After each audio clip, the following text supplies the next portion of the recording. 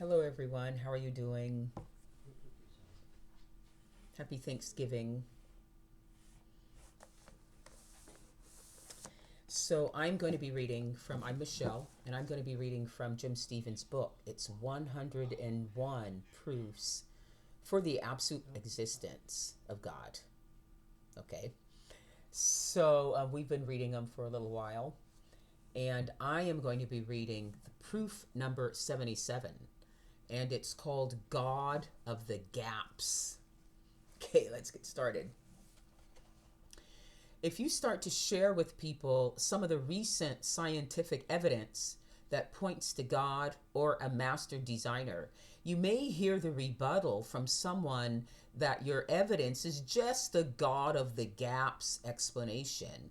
It might even be said with some condescension. There is no need to fear the God of the gap slur, and I'll tell you why. But first, what is God of the gaps? The term was actually invented by Christian theologians who were trying to identify a certain strategy for proving that God exists, which they assumed is doomed to failure. If you try to argue for God scientifically by saying that scientists have no answer for something, therefore it must be God behind it, eventually science may discover a materialist process that explains it. If they do, then God is pushed out. Wow. Centuries ago, people did not understand thunder and lightning and concluded that it must be the gods fighting in the heavens. Once thunder and lightning were understood, poof, no more gods. 200 years ago, people assumed there must be God because the world was so complex and highly organized that only design could explain it. Then Darwin came along with a materialistic based theory that sounded pretty logical and scientific, and poof! Many people who didn't want a master designer anymore could base their rejection of God on this evolution theory and so-called science, accepting a faith that says it could all happen randomly. Because current science can't figure out exactly how life started, it must be God who caused life to start. That makes perfect sense to a believer, but to a God denier and even your average scientist, that is a God of the gaps statement. They have a faith in a different place. They believe that scientists will eventually discover how life started. And additionally, of course, there will be no need for God. If you are a believer, you will be happy to hear this news. Over the last 50 years of research, you would think that the gaps would be disappearing one by one, and that scientists are slowly proving the case for the materialists. That's even the way the materialists might be preaching it. However, actually, the gaps are getting bigger and bigger. What once seemed to be a small gap in materialistic explanations has often, after newer research, turned out to be an even more complex and complicated problem to explain materialistically. Also, new gaps are being discovered all the time, which scientists cannot explain. The evidence for a master designer is getting stronger, not weaker, okay? Here is a totally mind-blowing fact I heard just today. This is what Jim is saying. I'm sure it's going to be very controversial for years to come. It is totally beyond my understanding of how such a calculation could have been made. So I'm only reporting this new research. Here it is. Astrophysicists at UCLA have calculated that the total density of the mass of all the particles in the whole universe is so absolutely precise that changing the density by a single grain of sand would have caused the whole universe to cease to exist. Wow. Read that again, will you? Go to the book footnotes for the reference. Number 1. My mind is blown thinking about it. That's a pretty big gap to explain without a designer. That reference contains a chart showing what happens if you vary the density of the universe. The density of the universe was so precise at 1 nanosecond after the Big Bang. Oh my gosh. And then he has this absolutely gigantic number. Oh, let's see. So precise. Okay, I'm going to read out the numbers to you with commas. 447, 225, 917, 218, 507, 401, 284, 016 GM/CCs. That a variation of 0.2 grams would mean no universe. Just 0.2 grams more, and the universe would have imploded after 15 billion years. Exactly 0.2 grams less, and there would be no stars or planets, just dust. Thus, the density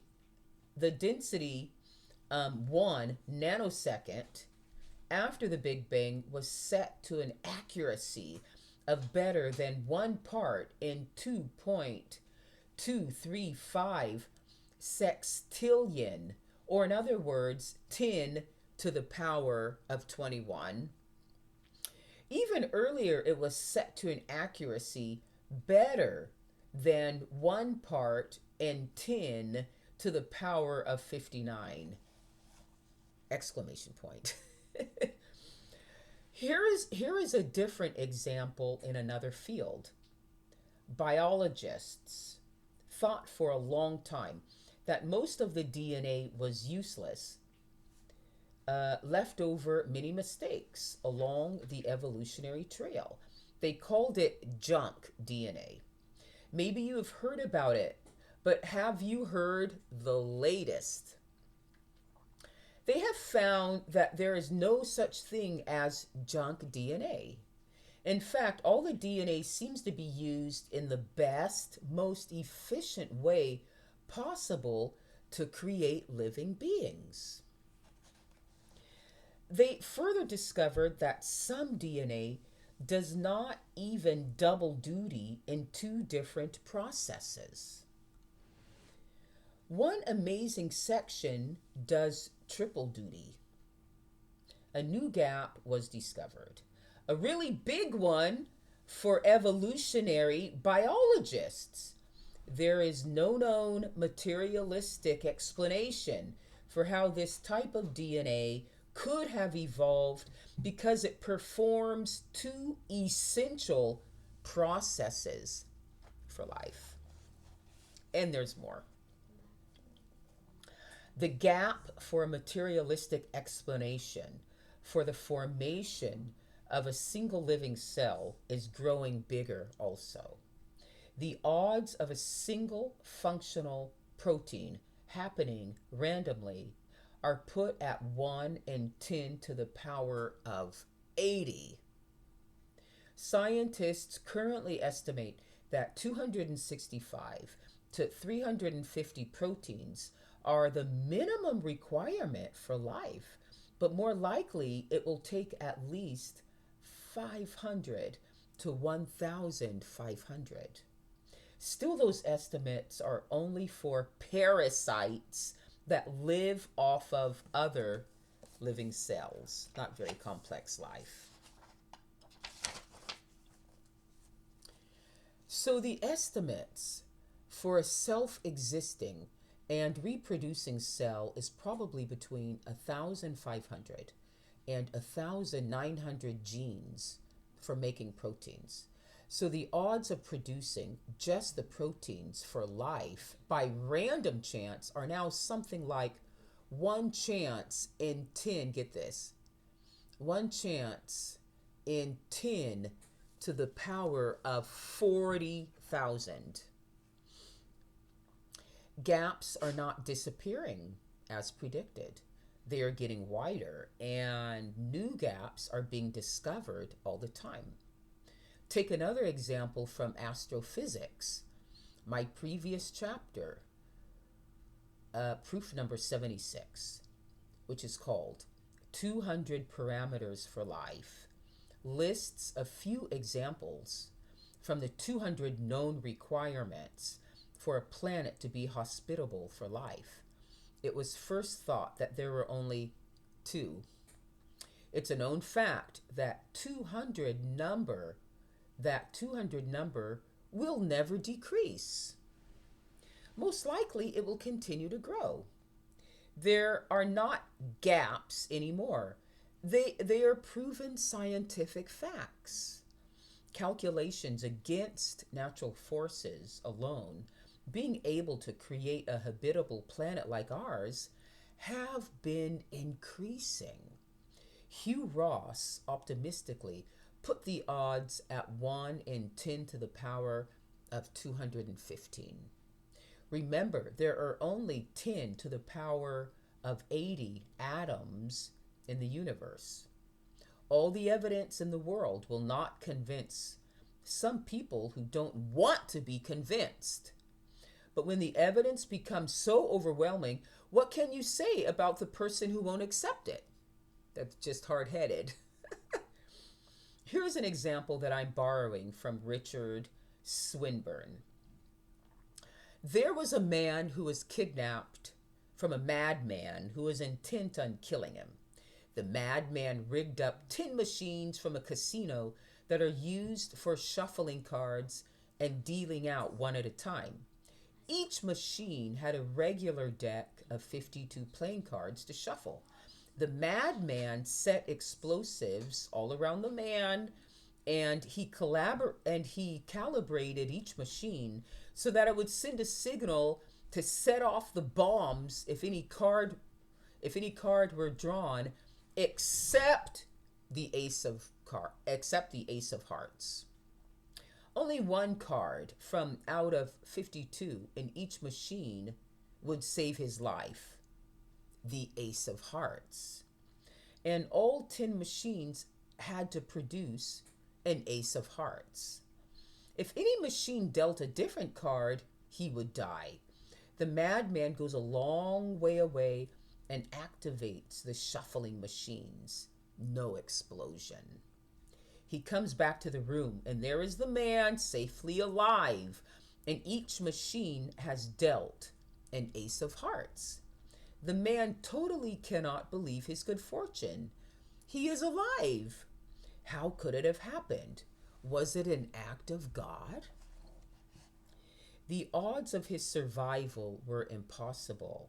He had 1 chance in 52 times 52 times 52 times 52 times 52 times 52 times 52 times 52 times 52 times 52 equals approximately 1 chance in 144, 555, 000, 000,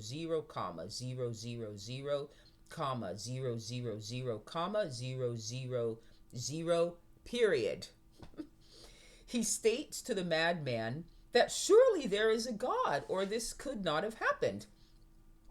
The kidnapper says that there is nothing remarkable or surprising about this at all. It happened. He would not be alive to observe it if it hadn't. No big deal. Any other result, and he would be dead and not able to see it. The mathematical calculation of the odds of our being alive in this universe is far, far less likely than the man surviving the bombs above. Wow, that's a good example. That's amazing. To those denying a God, our existence is no big deal. The only reality to consider is physical matter. They have decided that science must be limited to material processes only, and they have faith it will eventually find all the answers there, whether they realize it or not. Their beliefs and assumptions are based on faith. Faith in miracles unexplainable by current science and often violating the well-known laws of nature identified so far. As each new gap in materialistic explanations is discovered, it makes the odds of us being here by accident less and less likely. So Jim says, there must be God. Wow. So that's a good analogy for us to remember concerning the man who was trying to kill the other man with the Ace of Hearts, right? So him surviving that compared to our being alive is much more acceptable, probable. So our being alive is much less probable than that story. So let's remember that. Wow. Thank you so much, Jim, for putting this all together. We appreciate it.